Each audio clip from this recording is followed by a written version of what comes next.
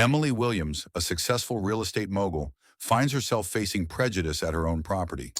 What starts as a confrontation with a rude neighbor quickly turns into a moment of pure karma as Emily reveals her true power and ownership. In this story of resilience and justice, one woman takes a stand and transforms her community, proving that sometimes the best revenge is success.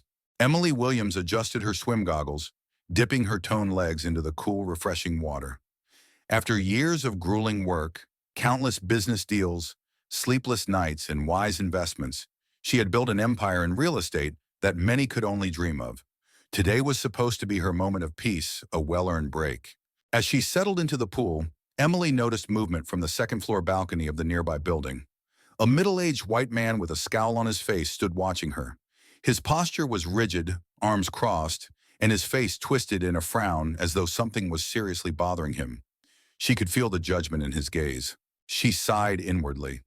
She had seen this type of behavior before. People who judged her based solely on her appearance, never giving her a chance to show who she really was. But today she wasn't going to let it bother her. "Here we go," she muttered to herself, knowing all too well the kind of confrontation she was about to face. The man disappeared into the building, but soon she heard the loud slam of a door, followed by heavy footsteps approaching the pool area. The man appeared, wearing a red Hawaiian shirt that barely covered his beer belly. His sandals slapped loudly against the pavement as he stormed over to her. "Hey, you can't be here," he barked. "This is a private pool for residents only." Emily raised an eyebrow, unfazed. "Excuse me?" she asked, her voice calm but firm. "You heard me," he sneered, crossing his arms. "This isn't some public park. You don't belong here." Emily could feel the tension rising, but she didn't back down. She leaned on the edge of the pool, her skin glowing under the sun. "And who exactly are you?" Emily asked, her patience beginning to thin. "I'm Tom Harding. I've lived here for 15 years. I know every resident in this community, and I sure as hell don't know you." He stood there, arms still crossed, a smug look on his face. Emily let out a quiet chuckle, fighting the urge to roll her eyes. "Really?" she said. "And you think that gives you the right to decide who belongs here and who doesn't?" Tom's face reddened. "It's obvious you don't live here. You're trespassing, and I'm calling the police." "Go ahead," Emily said with a smirk, not taking him seriously. "Call the cops. I'm sure they'll find something interesting to say." Before Emily could unlock her phone, Tom already had his out. "That's it. I'm calling them," he declared. Emily shook her head, trying to stay calm as he dialed the number. Emily could hear Tom's phone ringing as he stood there, proudly holding it to his ear. She took a deep breath, her mind racing. Would the officers believe her or him, a white man with an accusation, or a black woman minding her own business? "Yes, this is Tom Harding. I'm at the Maple Ridge complex, and there's a woman here." "Yes, a black woman, trespassing in our pool," he said, his voice dripping with disdain as he emphasized her race. Emily clenched her fists underwater, her anger rising. The way he said "black woman" was as if it alone justified his accusation. She knew this could escalate quickly, and the stakes were higher than ever. Within minutes, the sound of screeching tires filled the air, and a police SUV with flashing lights screeched into the parking lot. Two officers stepped out, one stocky, the other tall and thin. Both were white. Tom straightened up, puffing out his chest. "Right here, officers. She's the one causing trouble." Emily stood still, keeping her composure. The officers approached her, one of them scanning her carefully. The short officer, with a stern expression, looked at Emily and asked, "Ma'am, we got a call about someone trespassing here. Can we see some ID?" Emily tilted her head slightly. Emily's response was cool and composed. "No, you may not," she said, crossing her arms. "Am I being detained?" The officers looked at each other, confused. The tall officer hesitated, clearly unsure of what to do next. The tension in the air was palpable. Tom stepped forward, his face red with frustration. "She's refusing to cooperate. You should arrest her." Emily's patience was wearing thin. "Am I being detained or not? If not, I'm free to go," she said, her voice sharp. "Ma'am, if you don't live here, you need to leave," the short officer insisted, his tone growing impatient. Emily raised an eyebrow. Let me show you something. She pulled out her phone, quickly scrolling through her emails. A moment later, she turned the screen toward them. It showed an official document from Maple Ridge Estates. I don't live here, officers, she said with a smirk. I own this place. Tom's face went white, his mouth opening and closing, as if he couldn't comprehend what she had just said. You own all of this? He stammered. Emily nodded slowly, tapping the screen of her phone. Every building, every pool, every inch of land in this community, Mr. Harding. I bought it last year. She raised an eyebrow. So, if anyone's trespassing, it's you. Tom stood frozen, his face a mix of shock and disbelief. He opened his mouth, but no words came out. The officers shifted uncomfortably, clearly unsure of how to handle the situation now. I own this entire community, Emily continued, her voice cool and steady. Every unit, every road, every parking space, including this pool. She gestured around them. So if anyone's trespassing, it's him.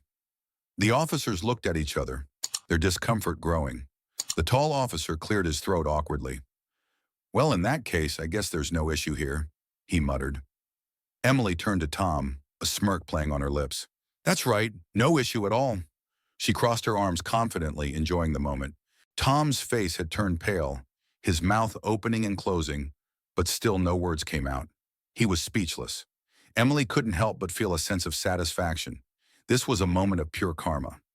And just so you know, Emily continued, taking out her phone again, I'll be filing a formal complaint against you for wasting police resources and for racial profiling. Tom's eyes widened in horror. Tom tried to stammer out a response, but nothing coherent came out. His face was a mixture of fear and frustration, realizing that he had messed with the wrong person. Emily's eyes sparkled with determination. Oh, and since I own this place, she said, her voice dripping with sweet venom, consider this your official eviction notice, Tom. You're out of here. Tom's face turned an even deeper shade of red as the realization hit him like a ton of bricks. You can't do that. I've lived here for 20 years, he shouted, desperation creeping into his voice. Emily leaned in, her voice cold and sharp. Actually, I can. I'm the one who makes the decisions around here now. She didn't flinch as he fumbled for an excuse.